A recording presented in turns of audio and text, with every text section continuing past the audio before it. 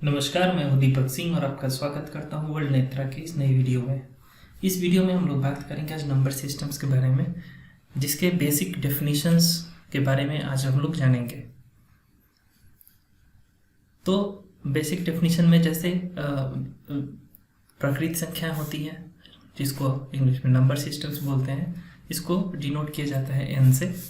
और ये प्राकृत संख्याएं जो गिनती की सामान्य संख्याएं होती हैं वही प्राकृत संख्याएं होती हैं, जैसे 1 2 3 4 5 6 7 8 9 10, ये इन्फिनिटी तक अनंत तक होती हैं, उसको प्राकृत संख्याएं कही जाती हैं। ठीक है।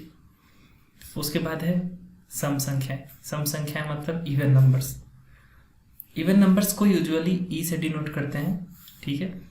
ये होते हैं जैसे 2 4 6 8, जिसमें विच इज डिविजिबल बाई 2, जो 2 से भाग लग सके, जिस संख्या में 2 से भाग लग सके उसे हम सम संख्या कहते हैं। ठीक है। तो ये 2 4 6 8 इन्फिनिटी तक ये सम संख्या होती है। विषम संख्या ऑड नंबर, इसको ओ से डिनोट करते हैं, और ये संख्याएं होती हैं 1 3 5 7 9 11। तो इस तरीके से ये अनंत तक होती हैं। यानी जो प्राकृत संख्याओं में जो ऑल्टरनेट नंबर्स होते हैं 1 3 5 7 आएंगे, एक एक छोड़ के बीच से 1 3 5 आएगा, 7 आएगा, ऐसे आगे आते जाएंगे, इसको विषम संख्या कहते हैं। और वैसे ही अगर आप पहला 2 लेते हैं तो 2 4 6 8 10, वो सम संख्याएं होती हैं। पूर्ण संख्याएं क्या है? ठीक है। तो पहले जो गिनती के नंबर्स होते थे वो 1 2 ऐसे 9 तक होते थे। इसके बाद मतलब ये बेसिक नंबर्स होते थे। ठीक है। तो जब शून्य की खोज हो गई तो इसमें शून्य को ऐड कर दिया गया, मतलब इसमें जैसे ही शून्य को शामिल किया गया, ये क्या बन गया? ये होल नंबर्स बन गए। ठीक है। यानी जो प्राकृत संख्याएं तो थी ही, उसमें एक शून्य शामिल हो गया, और ये इस तरीके से ये पूर्ण संख्याओं का ये एक सेट बन पाया। ठीक है। ठीक है। तो ये हो गया। पूर्णांक है। पूर्णांक क्या होता है? इंटीजर्स, जेड से डिनोट करते हैं या आई से करते हैं। ठीक है। तो जैसा कि 1 2 3 4 जैसे गिनती की संख्याएं होती हैं, वो चीज़ें होती हैं। तो जब भी आप कोई चीज़ आपके यहाँ से चला जाता है, यानी वो माइनस हो गया, और कोई चीज़ आपके यहाँ आ जाता है, मतलब वो प्लस हो गया। ठीक है। तो ये 2 सिंबल्स का यूज होने लगा, और इस तरीके से जो ये गिनती की संख्याएं थी वो पॉजिटिव जो प्लस थी, और ये नेगेटिव मार्क के साथ ऐसे यूज होने लगा। तो जो प्लस मार्क होता है, कहीं अगर लिखा हुआ है 10, तो इसका मतलब हुआ कि ये +10 लिखा हुआ है। ठीक है। और जब अगर आपको कहीं -10 लिखना है तो उसके पहले माइनस का मार्क देना बहुत जरूरी है। ठीक है। तो ये हो गया एक, ये शून्य हो गया, तो शून्य की खोज हो गई, शून्य आ गया बीच में, यानी ये न्यूट्रल है, ना नेगेटिव है ना पॉजिटिव है। ठीक है।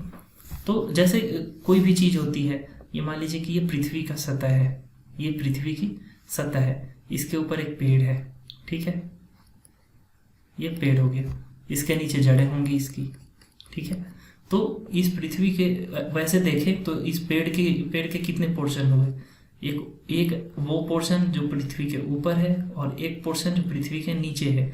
ठीक है। तो नीचे वाले को हम अगर माइनस मानते हैं तो ऊपर वाले पोर्शन को प्लस मानेंगे, और ये जो पृथ्वी का सतह है इसको हम शून्य यानी कि न्यूट्रल मान सकते हैं। ठीक है। तो शून्य वही एक पोजीशन है, न्यूट्रल का पोजीशन है। ठीक है। वहां से आगे ये प्लस बढ़ते हैं 1 2 3 4, और माइनस घटते जाते हैं 1 2 3 4 माइनस में। ठीक है। ये भी अनंत तक होता है, और ये प्लस वाला भी अनंत तक जाता है, और इन सबको मिला के जो सेट बनता है वो क्या होता है? पूर्णांक संख्याएं होती हैं। ठीक है। ध्यान रखने वाली बात यह है कि 1 1 2 3 4 यानी वैसी ही संख्या होनी चाहिए। ऐसा ना हो कि 1.5 कहेंगे पूर्णांक है क्या, तो पूर्णांक नहीं है। ठीक है। अब पूर्णांक संख्याएं जो होती हैं इंटीजर्स, इनको 3 भागों में बांटा गया है, जैसा अभी मैंने बताया आपको। ये 1 2 3 4 जो पॉजिटिव हैं इनको पॉजिटिव इंटीजर्स कहते हैं। जो नेगेटिव साइन वाले नंबर्स हैं इनको नेगेटिव इंटीजर्स कहते हैं। इसको Z माइनस से, इसको Z+ से डिनोट करते हैं। ये 0 जो होता है, 0 ना तो पॉजिटिव है और ना ही नेगेटिव है, तो कहीं कहीं पे आप इसको लिखेंगे 0 इंटीजर भी लिखा जाता है। ठीक है। अभाज्य संख्या यानी प्राइम नंबर्स।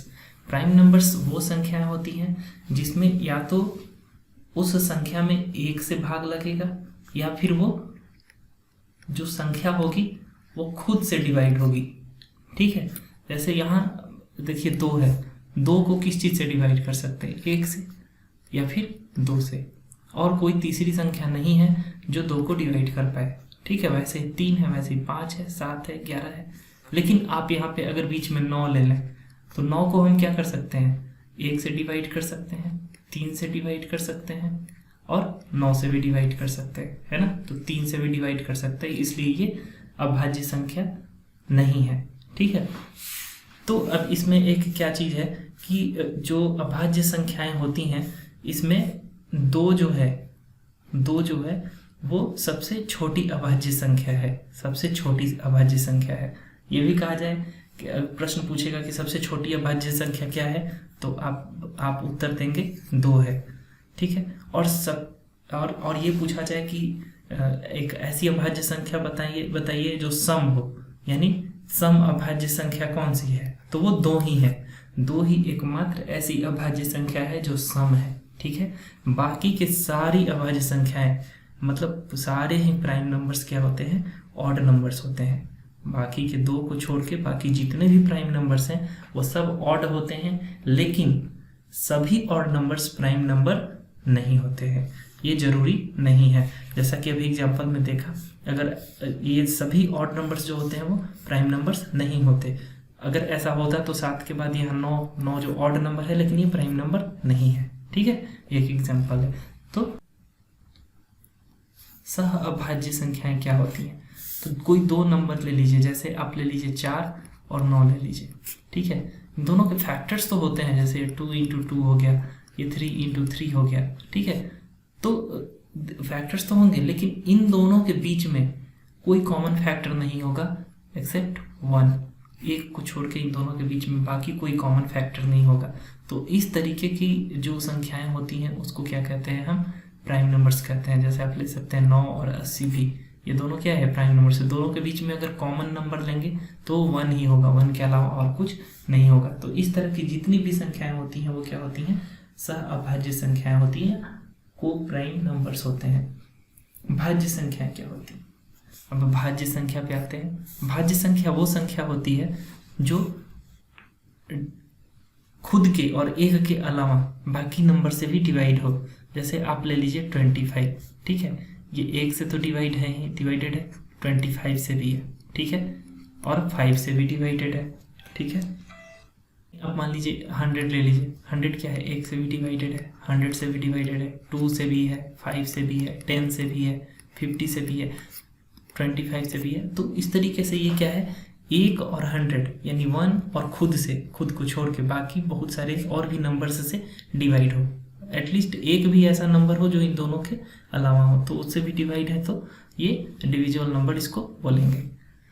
अब परिमेय संख्याएं क्या होती हैं?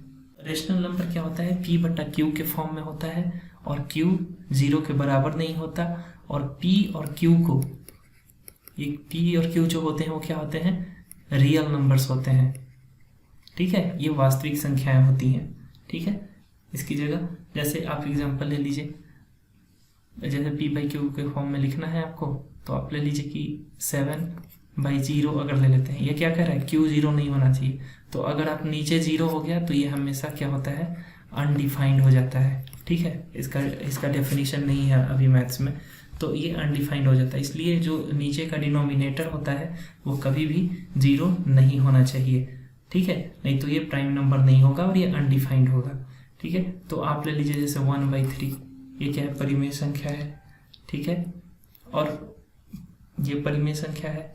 आप 3/9 3/7 ले लीजिए, परिमेय संख्या है। ठीक है, तो ये सब परिमेय संख्याएं हैं। अपरिमेय संख्याएं क्या है? अपरिमेय संख्याएं वो संख्याएं हैं जो परिमेय नहीं है। तो जो परिमेय नहीं है वो क्या है? पाई है, या फिर √3 हो गया, √5 हो गया, √7 हो गया। ठीक है, आपको √11 हो गया। तो ये सारी संख्याएं क्या है? अपरिमेय संख्या है। अब वास्तविक संख्याएं क्या है? वास्तविक संख्याएं वो है जो परिमेय संख्या और अपरिमेय संख्याओं को मिला देंगे तो वास्तविक संख्याएं हो जाएंगी। ठीक है, जैसे एक नंबर लाइन होता है, यहाँ 0 हो गया, 1 2 3 4, वैसे ये -1 -2 -3 ये कहाँ माइनस इन्फिनिटी तक, ये प्लस इन्फिनिटी तक जाएगा।